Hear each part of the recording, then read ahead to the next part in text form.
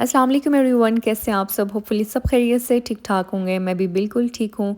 तो आज का व्लॉग स्टार्ट हो रहा है सुबह के टाइम पे और यहाँ पे मैं सुबह उठी थी, बच्चों के लिए मुझे नाश्ता वगैरह बनाना था, उनको स्कूल भेजना था और उनका लंच वगैरह भी रेडी करना था।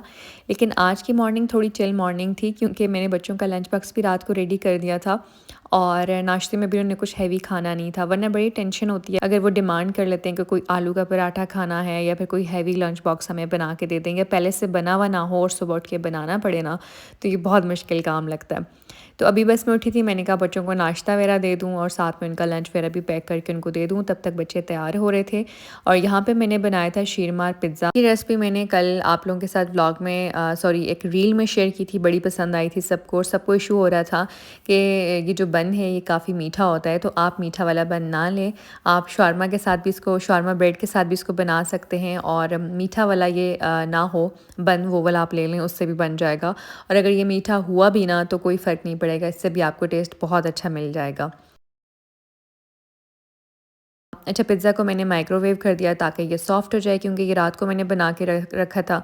रात को मेरी रील वीडियो थी जो मुझे एफबी पे डालनी थी, तो उसका ये फ़ायदा हो गया कि बच्चों का लंच बॉक्स वगैरह भी रात को ही तैयार हो गया और सुबह बस मुझे उनको गर्म करके देना था। और साथ में मैंने अंडे सुबह मॉर्निंग में बॉईल कर दिए बच्चों के लिए और नाश्ता वगैरह कर लें। और साथ में उन्होंने कहा मम्मा कॉर्नफ्लेक्स दे दें, ये मैं कल ही एक पैकेट लेके आई और इन्होंने एक दिन भी नहीं किया, इनको इतने पसंद है और ये जब भी आते हैं हमारे घर एक दिन भी नहीं बचते हैं। तो बस मैंने पहले उनको अंडे दिए कि बॉयल हुए वो खा लें और फिर बाद में मैंने इनको कॉर्नफ्लेक्स दे दिए। और यहाँ पे मैंने बस उनका लंच बॉक्स रेडी कर दिया। नाया ने मुझे कहा मम्मा मेरे लिए एक ही पीस रखें, क्योंकि वो बहुत कम लंच करती है, उसका ज़्यादातर घर वापस आता है।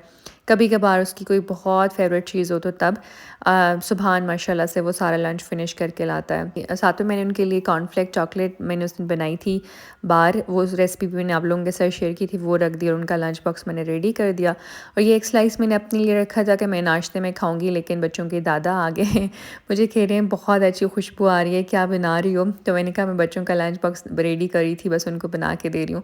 तो उन्होंने कहा बस मुझे भी दे दो। तो मैंने कहा अभी मैं नाश्ता बना लेती हूँ, पराठा वगैरह खा लें। कहते नहीं बस मैंने बन ही खाना है, मुझे दे दो, ये दिखने में बहुत अच्छा लग रहा है।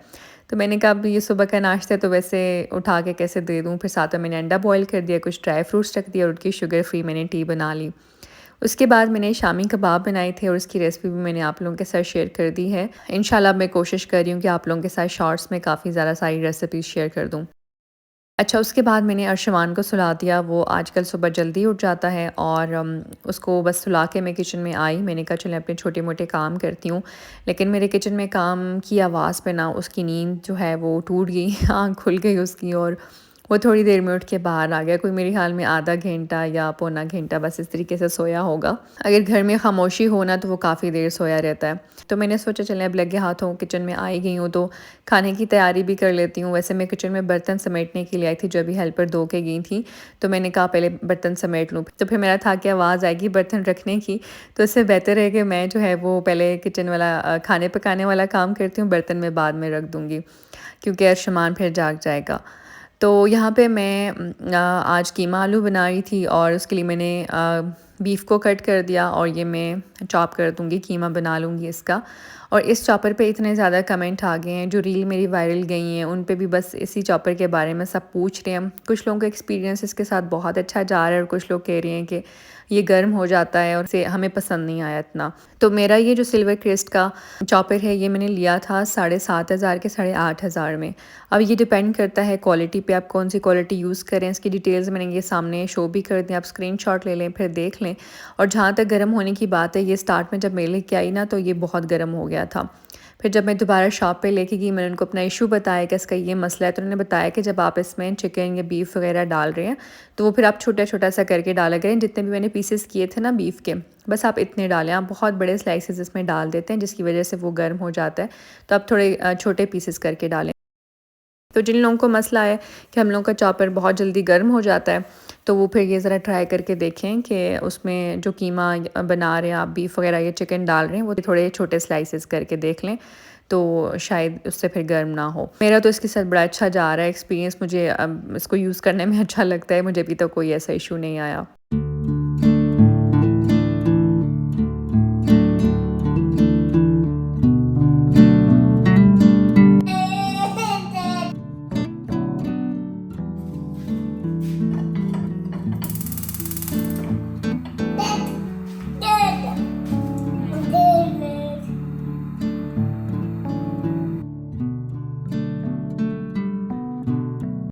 अच्छा बस अभी खाना बना रही थी और अर्शमान जनाब जाग गए तो यहाँ पे मैंने सबसे पहले ऑयल में कीमा फ्राई किया, एक बड़ी इलायची और ज़ीरा डाल के। ये दोनों चीज़ें आप जब डालेंगे इसके साथ आप कीमा फ्राई करेंगे, इससे बहुत अच्छा टेस्ट आएगा कीमे में।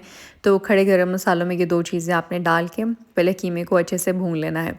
और यहाँ पे जनाब को देख लें, मैं अपने काम में लगी हुई थी, मेरी तवज्जो वीडियो पे होती है, तो इसने यहाँ से ना ये कार्रवाई कर ली और सारा नीचे गिरा दिया। मुझे उठा के अब किचन भी साफ़ करना है। अर्शमान जब साथ में होता है ना, फिर इसकी बस शरारतें शुरू हो जाती हैं। फिर मेरी सारी तवज्जो इस पे होती है कि कोई चीज़ गिरा ना दे, कहीं इसको लग ना जाए। अच्छा, नमक, मिर्च, हल्दी, सुरख मिर्च का पाउडर मैंने डाल के अच्छे से इसको भून लिया है।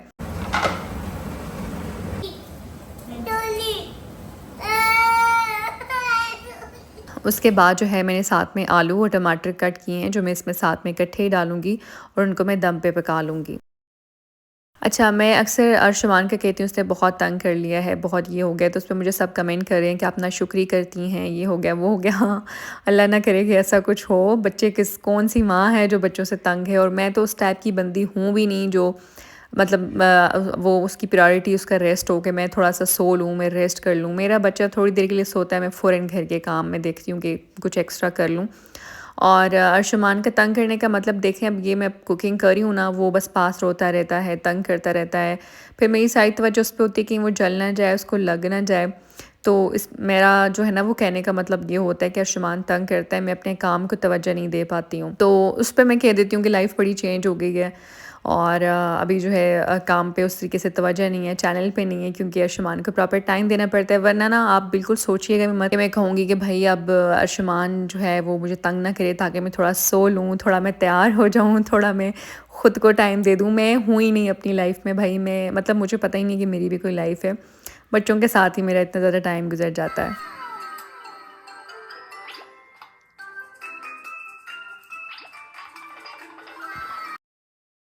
खैर अर्शमान को मैंने फ्रूट्स वगैरह काट के दे दिए और उसको मैंने बेड पे बिठा दिया। मैंने कहा चलो कार्टून वगैरह लगा के दे दिए इसको और शायद थोड़ी देर के लिए टिक जाए।